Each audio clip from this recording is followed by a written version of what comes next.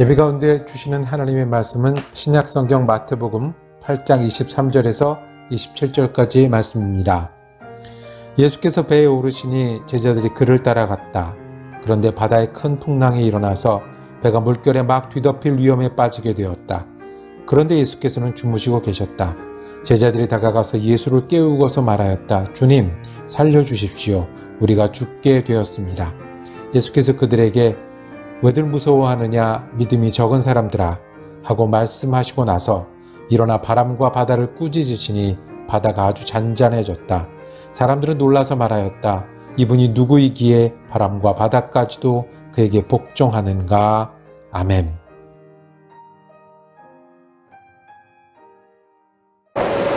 시간이 멈춘 것 같은 때가 있으십니까? 시간이 이렇게 빠르게 흐르잖아요. 그러다가 천천히 슬로우 비디오로 그 시간이 흘러간 것 같은 때가 우리가 지내다 보면 간혹 생기게 됩니다. 시간이 천천히 흐를 때가 있습니다.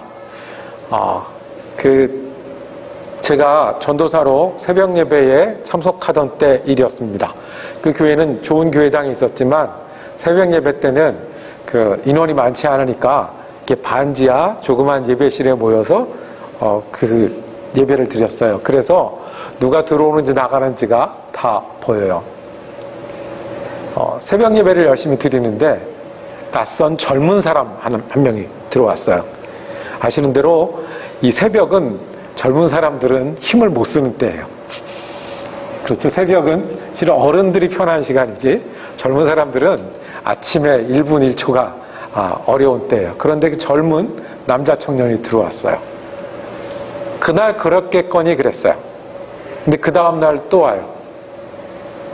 그때부터는 두렵기 시작했어요. 무슨 일이 있는 걸까?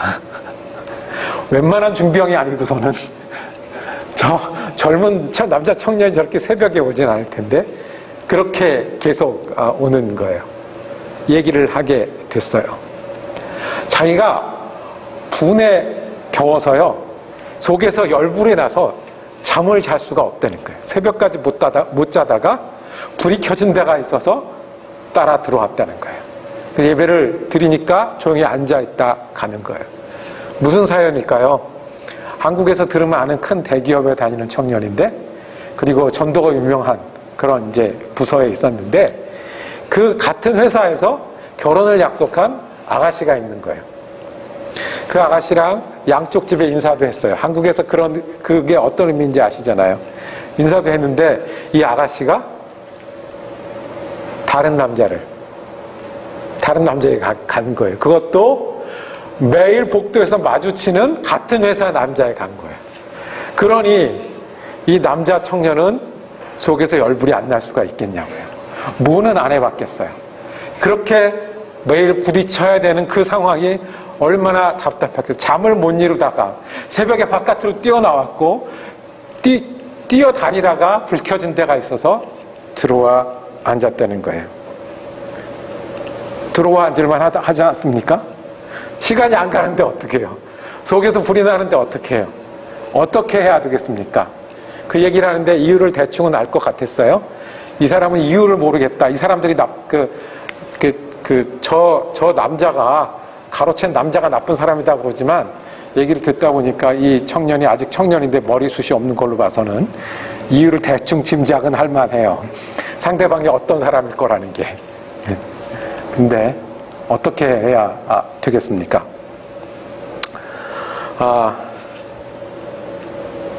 예수 믿는 사람들 중에 아픈 분들이 굉장히 많습니다.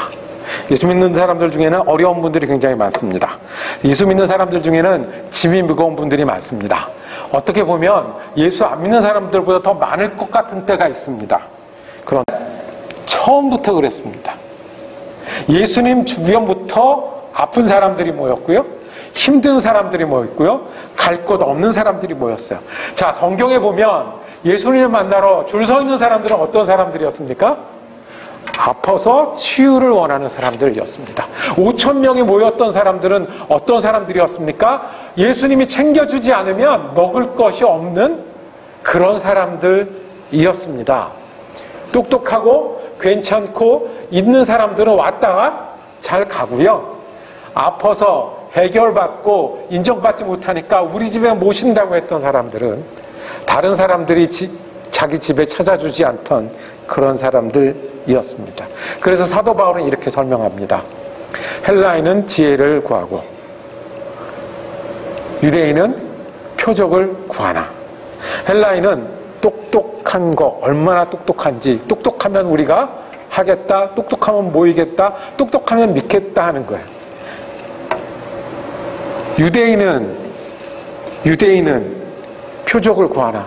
얼마나 잘 믿는지, 얼마나 완벽한지, 얼마나 내가 하나님의 사람인지 보여줘야 믿겠다는 거예요. 여태까지 하던 대로 해야 믿겠다는 거예요. 그런데 사도 바울은 십자가밖에 자랑할 게 없다고 곳곳에서 고백합니다. 십자가가 무슨 상징이죠? 약해디 약하서, 약하디 약하게 죽어가는 그 자리가 십자가입니다. 예수 믿는 사람들은 그래서 처음부터 약한 사람들, 아픈 사람들, 갈 곳 없는 사람들, 그래서 여기서나 밝아질 수 있는 사람들이 모였습니다. 그러면 정말 약자들만 모임인가요? 그 약한 사람들이 와서 강해지는 곳이 예수님입니다. 예수님 앞에 오면 약한 우리가 강해집니다. 이번 한 달 동안은 어떻게 예수님으로 인해서 우리가 약할 때 강해질 수 있는지를 살펴볼 겁니다. 오늘은 우리가 예수를 부를 수 있는 사람이라서 강한 사람입니다. 다음 주에는 기쁠 때나 슬플 때나, 그 다음 주는 아플 때나 건강할 때나 우리가 예수를 부를 수 있는 사람이기 때문에 아픈 사람들이 모이지만, 약한 사람들이 모이지만, 다급한 사람들이 모이지만, 그래서 시간이 안 흘러서 멈춰서 어떻게 해야 될지 모르는 사람들이 모이지만 우리가 예수 이름으로 강해질 수 있는 사람들입니다.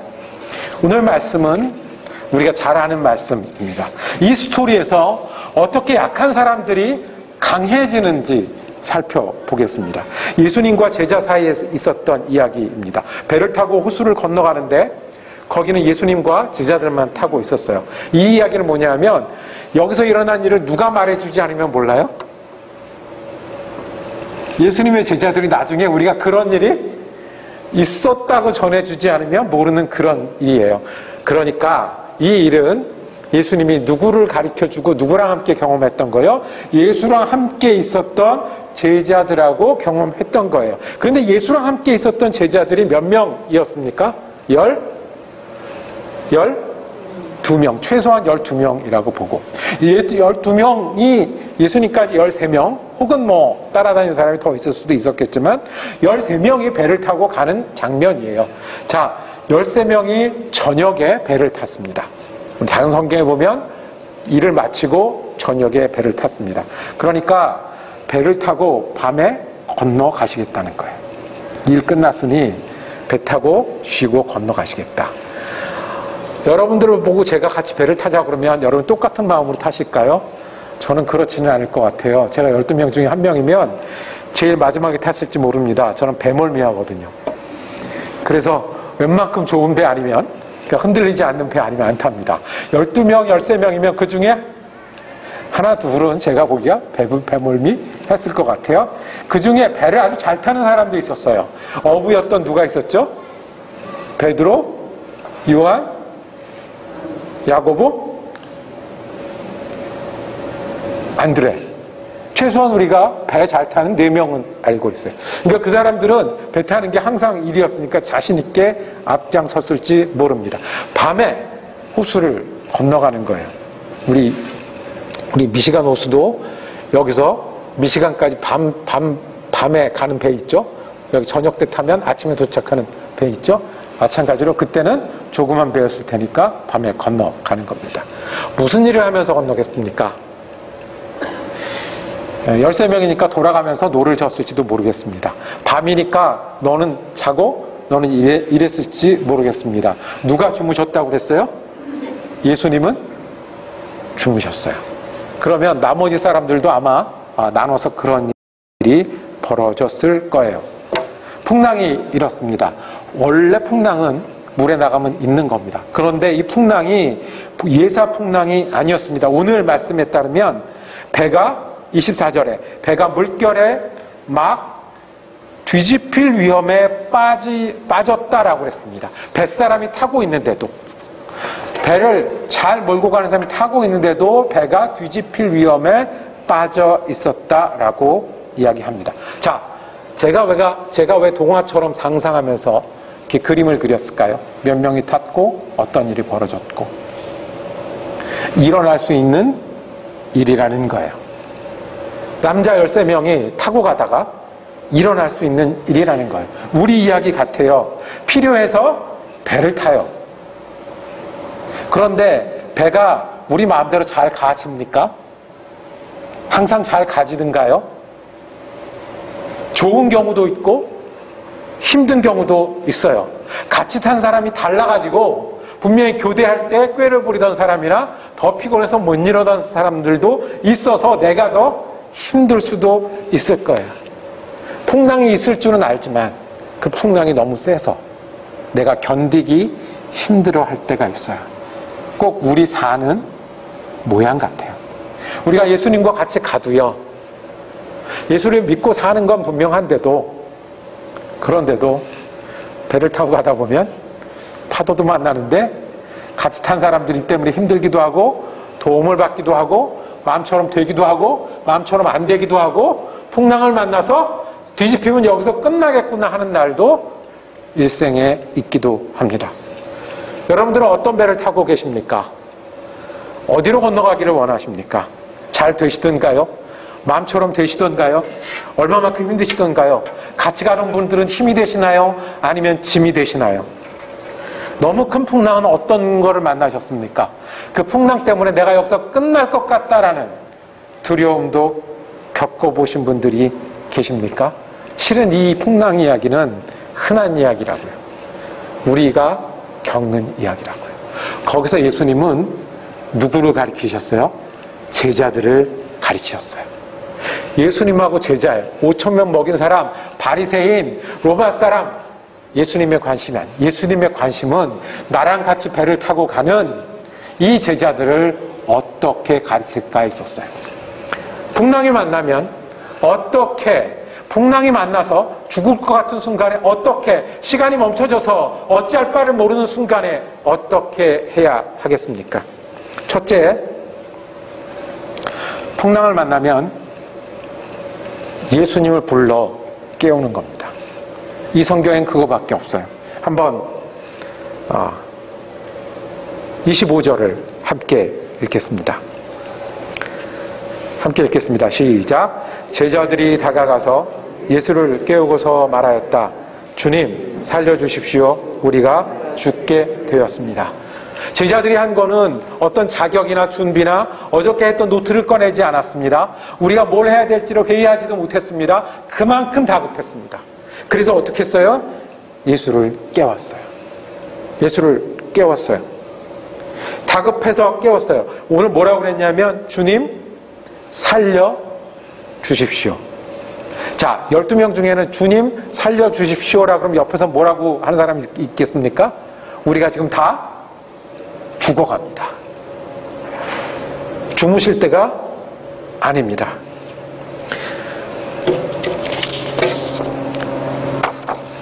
다른 성경에 보면 이 톤은, 이 이야기는 마가복음에도 나와 있고 누가복음에도 나와 있는데요. 이 톤이 더 셉니다.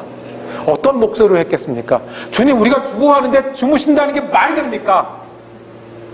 어떻게 주무시고 계실 수 있습니까? 라고 흔들어 깨웁니다. 우리가 당장 죽게 되었는데 아무렇지도 않으십니까? 저는 능력이 없어서 이렇게 얘기하지만 연극 배우가 하면 어떻게 했겠습니까? 화를 냈을지, 침을 튀겼을지, 아니면 뭐 이렇게 점프하면서 했을지 모를 소리입니다. 이 스토리가 우리에게 가르쳐 주시는 건 하나입니다. 풍랑이 어디서 왔는지 연구하는 분들이 있습니다. 갈릴리에 정말 그런 풍랑이 있을까? 그런 분들 하시고요.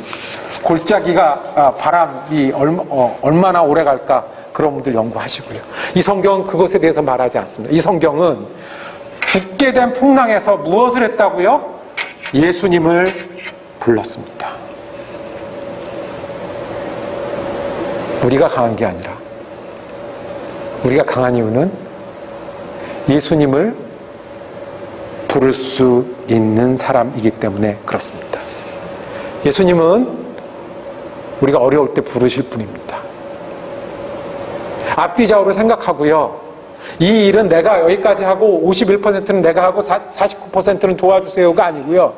내가 이걸 할 테니까 3스텝에 예수님 오시는 게 아니라 지금 내가 풍랑을 맞고 있으니 부르는 겁니다. 이것이 성경이 우리에게 일관되게 말씀하시는 겁니다. 시편에 환난 날에 나를 부르라. 내가 너를 건지리니 내가 나를 영화롭게 하리라. 환난 날에는 예수를 부르는 겁니다. 주 예수를 믿으라. 그리하면 너와 내 집이 구원을 얻으리라. 예수는 부를 이름입니다. 머리가 하얘지면 일을 해야 되는데 머릿속이 하얗면 어떻게 해야 됩니까? 예수를 부르는 겁니다. 짐이 무거우면, 하루를 시작해야 되는데 또 짐이 무거우면 어떻게 해야 합니까? 예수를 부르는 겁니다. 우리가 당장 죽게 되었으니 돌아보셔야 됩니다. 내가 열분이 나서 잠을 잘 수가 없습니다.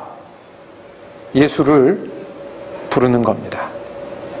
기독교인들은 많이 죽임을 당했고 어려움을 당했고 지금도 핍박을 당하고 스스로 놔두면 스스로 넘어지기도 많이 했지만 지금까지 예수님 믿는 사람들이 이렇게 지내온 것은 우리에게 힘이 있는데 그 힘은 환난 날에 어려울 때 예수를 부르는 사람들이었기 때문에 그렇습니다. 어려우면 예수를 부르는 겁니다. 두 번째, 예수를 부르면 그 다음엔 예수님이 새 일을 우리에게 시작합니다. 예수님을 깨울 때는 주무시고 있어서 답답해서 깼어요. 우리가 죽게 됐는데, 그래서 우리가 죽게 돼서 우리는 우왕좌왕하고 너무 힘든데 그 와중에 주무시고 계신 예수님이 답답해서 흔들어 깨웠어요. 그런데 예수님이 일어나셔서 상상할 수 없던 일을 하십니다. 원래 예수님이 깨울 때는 이 사정을 좀 보라고 깨웠던 겁니다. 예수님이 가자고 해서 출발한 이 길에 우리가 다 출발했는데 이렇게 되었습니다라고 보고하기 위해서 깨웠을 거예요. 그런데 어떤 일이 일어났습니까? 26절입니다. 함께 우리가 읽겠습니다. 시작. 예수께서 그들에게 왜들 무서워하느냐 믿음이 적은 사람들아 하고 말씀하시고 나서 일어나 바람과 바다를 꾸짖으시니 바다가 아주 잔잔해졌다. 예수님이 일어나서 바다를 잔잔하실 것을 기대를 했습니까? 못했습니까? 전혀 하지 못했습니다. 그런데 예수님이 어떻게 하셨어요? 아무렇지도 않은 듯 바다를 꾸짖어서 잔잔케 하는 일들이 벌어졌습니다. 이것이 예수님이 살아계셔서 우리와 동행하시는 방법입니다. 우리가 부르면 그 다음에는 예수님이 우리 가운데 새 일을 행하십니다. 우리 배 가운데 예수님이 계신데 우리가 그것을 기억하고 예수님한테 다급하게 부르면 풍랑이 어디서 왔는지, 이거밖에 못하는지, 왜 지금 나를 깨웠는지, 왜 더 놔두지 않았는지, 이게 아니고요. 예수님이 새 일을 시작하세요. 머리가 하얗면요 어떻게 해야 돼요? 머릿속에 새로운 게 들어올 때까지 주님을 부르면 돼요. 짐이 무거우면 그 짐에 예수님을 기억하고 예수님과 같이 져달라고 부탁하기 시작하면 똑같은 짐도 질만한 짐으로 가벼워지기 시작을 합니다. 성경에는, 구약 성경에는 패턴이 있습니다. 이스라엘 민족이 많이 훌륭해서가 아니라 하나님이 특별히 이스라엘 민족을 통해서 보여준 패턴이 있습니다. 우리가 말씀 묵상 시간에서 했던 사사기에 보면 어떤 패턴이 있냐면 이 이스라엘 백성 훌륭한 백성이 아니에요. 그것이 사사기를 통해서 가르쳐주는 거예요. 맨날 잘못해요. 죄를 져요. 딴 길로 가요. 그러면 어떤 일이 벌어집니까? 어려움이 닥쳐요. 다른 나라가 쳐들어오고 힘들어져요. 그러면 하나님께 부르짖어요. 너무너무 힘듭니다. 그럼 하나님이 어떻게 하세요? 부르짖고 돌아올 때마다 새로운 사사를 보내주셔서 새로운 일들을 하시고 새로 치유하시고 새로 백성들을 힘을 더하세요. 이것이 이스라엘 백성을 통해서 보여주신 하나님이 일하시는 패턴이에요. 부르면요, 죽게 되었습니다라고 부르면 예수님이 일하기 시작하세요. 여자친구가 딴 사람한테 갔다는 거를 전도사가 어떻게 해결해 주겠습니까? 예수님을 부르면 그 여자친구가 정말로 돌아올까요? 같이 기도하기 시작을 했습니다. 열심히 기도하기 시작을 했습니다. 정말 변화가 일어났습니다. 어떤 변화가 일어나냐면 그쪽 남자가 잘못된 것도 아니고 떠나간 여자가 잘못된 것도 아니고 이 새로 사귀게 된 이 젊은 친구가 그 여자를 포기하는 일이 벌어졌습니다. 교회에 나오기 시작을 했고요. 내가 허무하니 예수 믿는 일을 시작하겠다고. 우리 누나가 그렇게 날 보고 교회 가라고 했고 우리 누나가 그렇게 나를 교회 갖다 앉혀놓으려고 그랬는데 그때는 한 시간 앉아있을 수가 없었는데 예수 믿는 일을 시작하겠다는 거예요. 그러니까 포기가 되는 거예요. 그러니까 마음이 정리가 되기 시작했어요. 그러니까 새로 시작하겠다는 마음이 됐어요. 그러다가 어떻게 됐어요? 그 교회에서 새로운 처자를 만나서 결혼을 했어요. 꼭 결혼 못한다고 할지라도 예수님은 우리가 기대하지 못했던 새 일들을 시작하세요.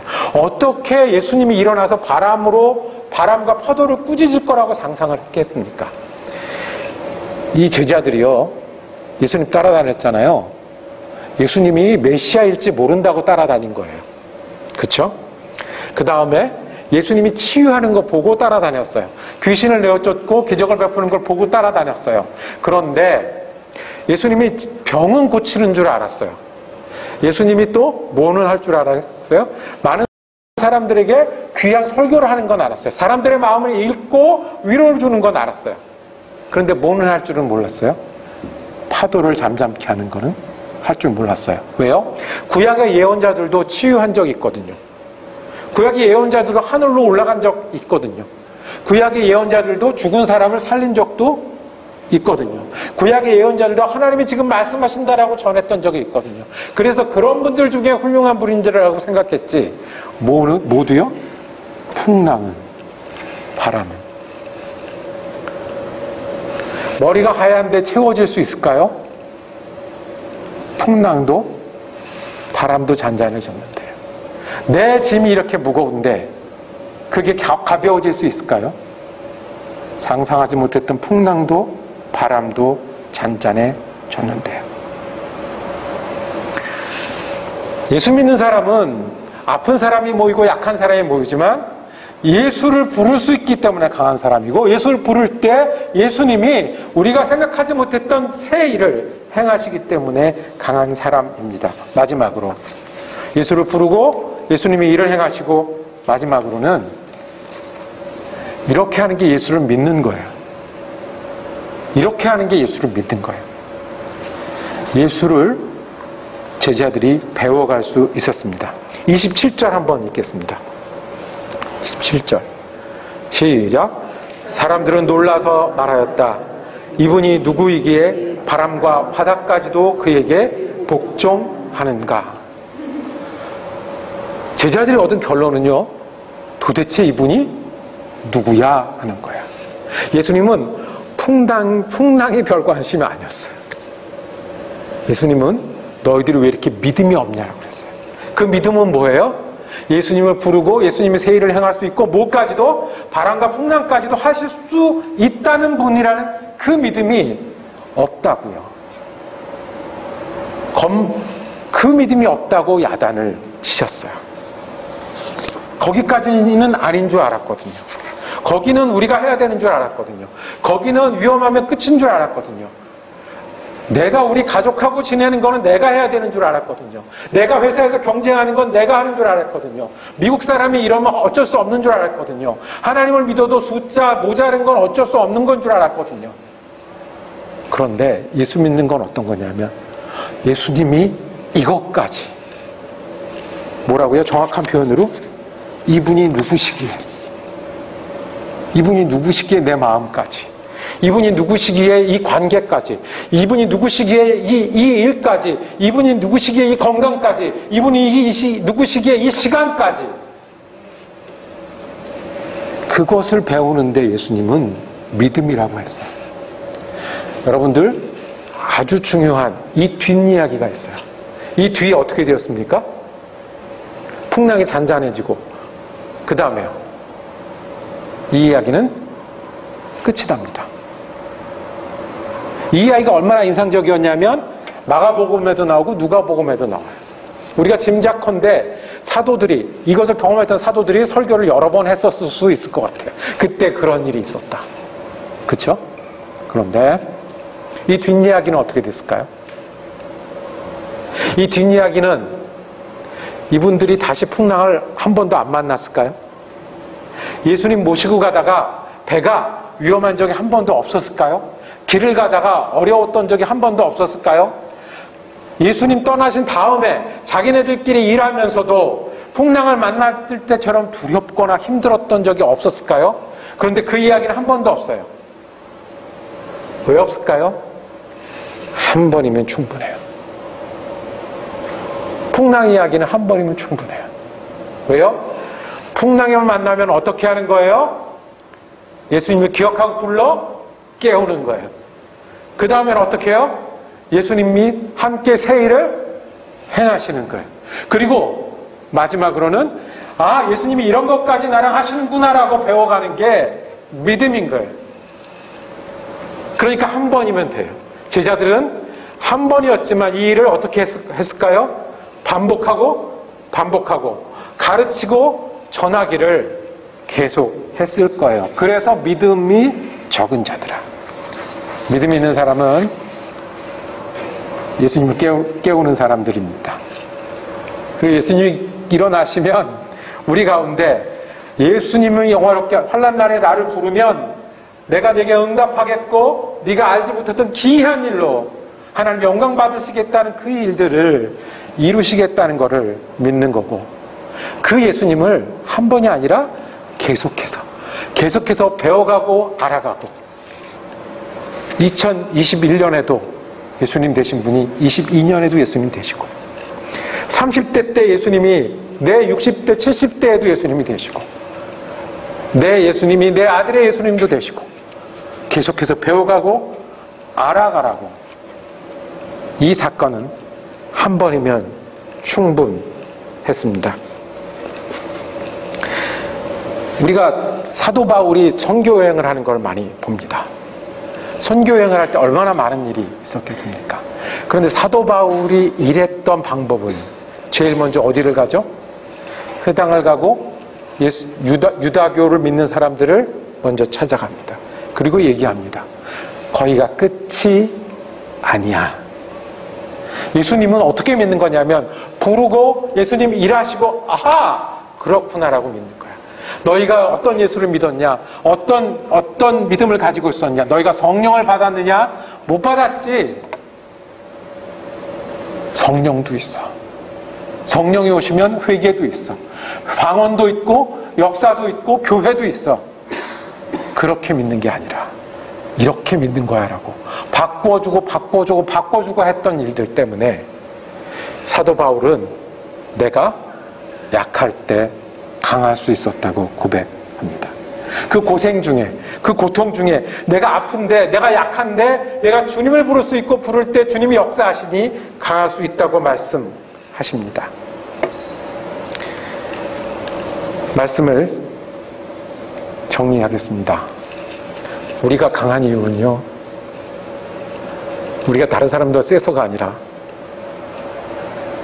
예수님을 부를 수 있기 때문에 강한 사람들입니다. 시간이 멈춰진 그 순간에, 병원에서 수술을 기다리던 그 순간에 할 수 있는 일이 무엇이 있습니까? 주님을 불러 깨우는 일밖에 무엇이 있겠습니까? 요나가 뱃속에서 할 수 있는 일이 무엇이 있었겠습니까? 물고기 뱃속에서 주님을 불러 깨우는 일밖에. 머리가 하얘지면 주님 부르십시오. 한 번에 안 되면 2번, 한 10번만 부르시면 하얀 부분이 채워지기 시작할 겁니다. 짐이 무거우면 가벼워질 때까지 주님을 부르십시오. 기도도 좋고 말씀도 좋고 교회도 좋고 사람도 좋고 무엇도 좋습니다. 주님을 기억하고 부르십시오. 그러면 주님이 우리 가운데 새 일을 행하실 것입니다. 우리가 한 번 주님을 알아서 끝이 아니라 그렇게 주님을 부르고 같이 일하고 주님을 부르고 같이 일해서 예수님을 계속 알아나가는 것을 믿음이라고 하셨고, 우리가 그런 제자가 되기를 원하십니다. 그래서 예수 믿는 사람은 예수를 부를 수 있기 때문에 강한 사람들입니다. 예수 이름이 우리 강함의 근원이 됩니다. 기도하겠습니다. 주님,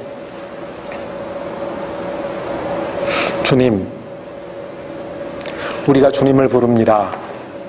우리 생각의 주님이 되어주시고, 우리 시간의 주님이 되어주시고, 우리 어려운 시간에 응답하여 주시고, 아프고 힘든 일에 함께하여 주시옵소서.